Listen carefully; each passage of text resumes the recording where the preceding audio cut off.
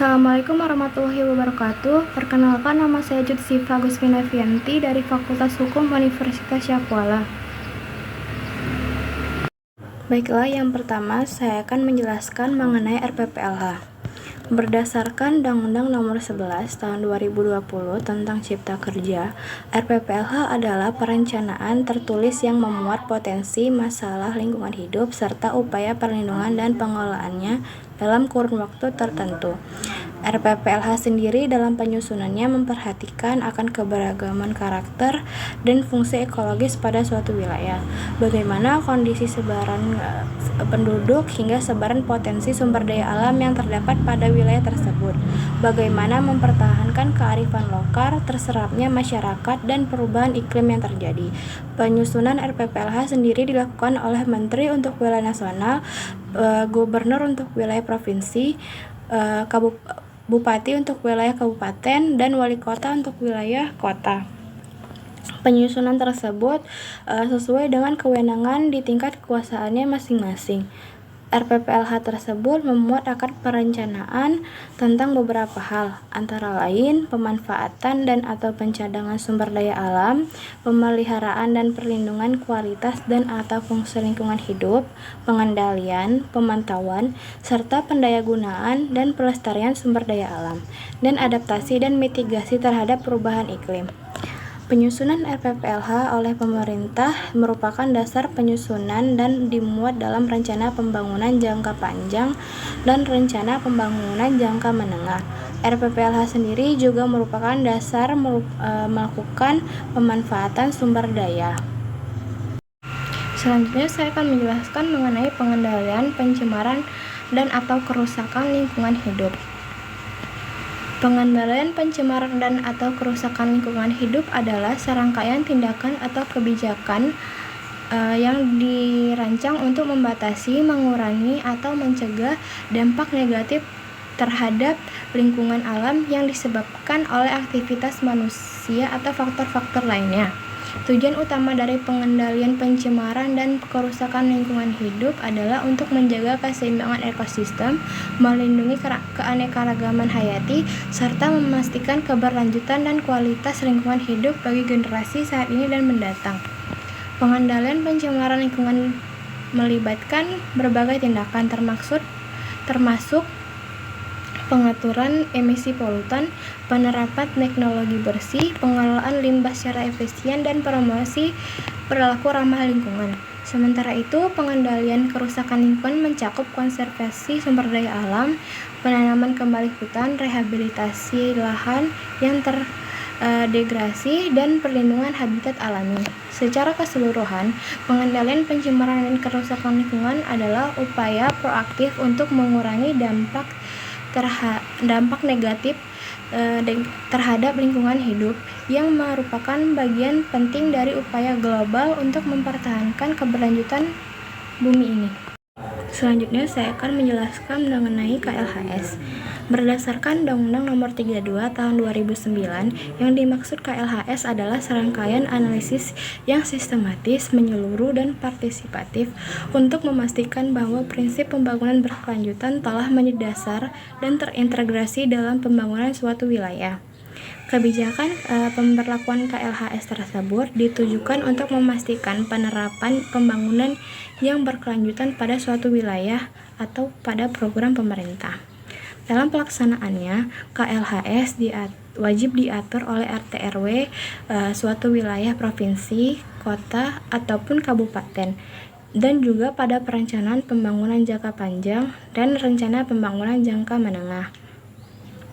Pada pasal 16 Undang-Undang Nomor 32 Tahun 2009, dokumen KLHS bertujuan sebagai analisis yang mencakup antara lain: A. Sebagai kepastian daya dukung dan daya tampung lingkungan hidup untuk pembangunan.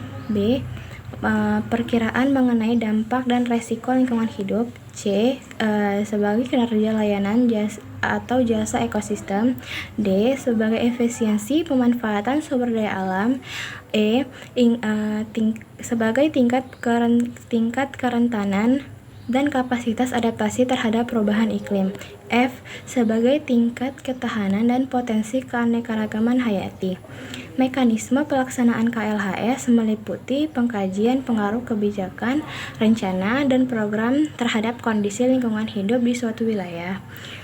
Perumusan alternatif penyempurnaan kebijakan dan program serta rekomendasi perbaikan untuk pengambilan keputusan kebijakan dan program yang mengintegrasikan prinsip pembangunan berkelanjutan.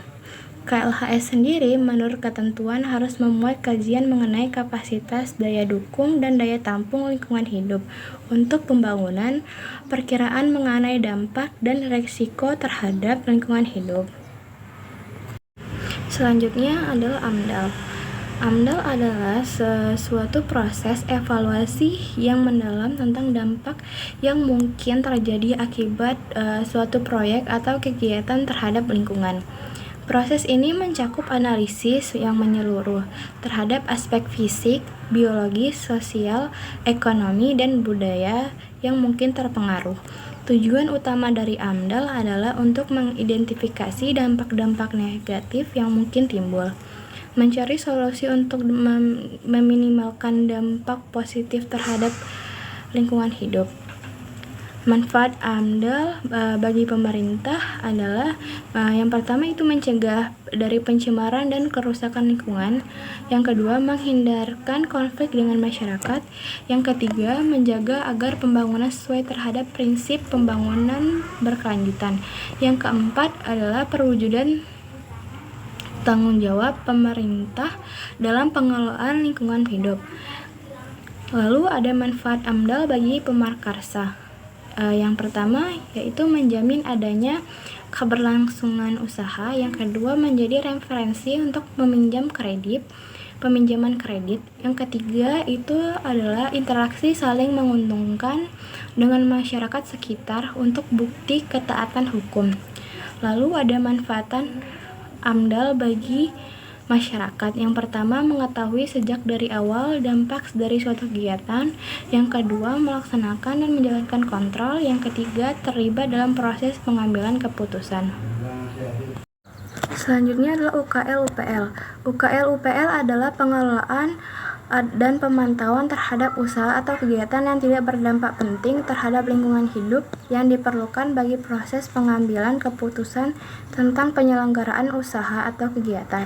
UKL-UPL merupakan perangkat pengelolaan lingkungan hidup untuk pengambilan keputusan dan dasar untuk menerbitkan izin dalam melakukan usaha atau kegiatan. Dokumen UKL-UPL dibuat pada fase perencanaan proyek sebagai pelengkapan dalam memperoleh perizinan. UKL-UPL diwajibkan bagi usaha atau kegiatan yang telah berjalan namun belum memiliki UKL-UPL. UKL-UPL dibuat untuk proyek-proyek yang dampak lingkungannya masih dapat diatasi, yang skala pengendaliannya kecil dan tidak kompleks. UKL-UPL dinyatakan berlaku sepanjang usaha atau kegiatan tersebut tidak melakukan perubahan lokasi, desain, proses, bahan baku, atau bahan penolong. UKL-UPL yang telah dinyatakan sesuai dengan isian formulir atau layak, maka dinyatakan kadaluarsa apabila usaha atau kegiatan tidak dilaksanakan dalam jangka waktu 3 tahun sejak rekomendasi atas UKL-UPL. Selanjutnya, saya akan menjelaskan keterkaitan antara izin lingkungan dengan AMDAL dan izin usaha atau kegiatan. Yang pertama, izin lingkungan adalah izin yang diberikan kepada setiap orang yang melakukan usaha atau kegiatan yang wajib AMDAL atau UKL-UPL dalam rangka perlindungan dan pengelolaan lingkungan hidup sebagai persyarat memperoleh izin usaha atau kegiatan. Izin lingkungan hidup diperoleh melalui tahapan kegiatan yang meliputi penyusunan AMDAL dan UKL-UPL, penilaian AMDAL dan pemeriksaan UKL-UPL, dan permohonan penerbitan izin lingkungan. Ketiganya ini memiliki keterkaitan yang erat dalam proses perizinan atau kegiatan yang berpotensi mempengaruhi lingkungan. Izin lingkungan dan AMDAL seringkali menjadi prasyarat untuk dalam proses perizinan kegiatan yang memiliki dampak signifikan terhadap lingkungan. Izin usaha atau kegiatan biasanya membutuhkan AMDAL sebagai bagian dari dokumen persyaratan perizinan. Dan izin tersebut dikeluarkan berdasarkan hasil evaluasi AMDAL serta berbagai pertimbangan lingkungan lainnya. Dengan demikian, keterkaitan antara izin lingkungan, AMDAL, dan izin usaha atau kegiatan merupakan bagian integral dan upaya untuk memastikan bahwa kegiatan yang dilakukan tidak merugikan lingkungan secara signifikan. Selanjutnya adalah analisis resiko lingkungan. Analisis resiko lingkungan adalah suatu proses untuk mengevaluasi potensi dampak negatif dari suatu kegiatan, proyek, atau perubahan terhadap lingkungan alam, manusia, dan ekosistem. Tujuan utamanya adalah untuk mengidentifikasi, menilai, dan mengelola resiko-resiko lingkungan yang mungkin timbul sebagai akibat dari kegiatan tersebut.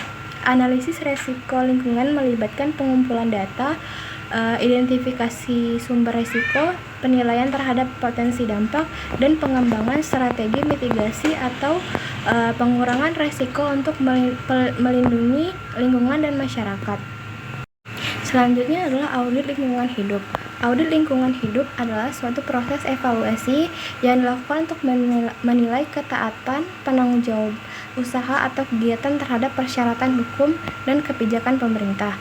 Audit lingkungan hidup adalah proses evaluasi independen dan sistematis terhadap kegiatan, proses, atau praktik yang dilakukan oleh suatu organisasi atau perusahaan untuk menilai sejauh mana kegiatan tersebut mematuhi peraturan lingkungan, standar, serta praktik terbaik dalam rangka perlindungan lingkungan hidup.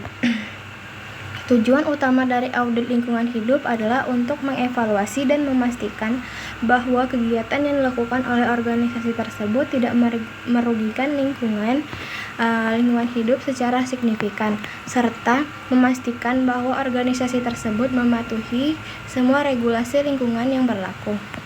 Dalam audit lingkungan hidup, beberapa aspek yang umumnya dievaluasi meliputi pengelolaan limbah, penggunaan sumber daya alam, emisi gas rumah kaca, kepatuhan terhadap peraturan lingkungan, dan dampak lingkungan dari kegiatan operasional. Hasil dari audit lingkungan hidup dapat digunakan sebagai dasar untuk mengidentifikasi area-area mana saja yang harus diperbaikan atau perbaikan diperlukan untuk meminimalkan dampak negatif terhadap lingkungan hidup, serta untuk meningkatkan kepatuhan terhadap regulasi lingkungan. Sekian yang bisa saya jelaskan, lebih dan kurang. Wassalamualaikum warahmatullahi wabarakatuh.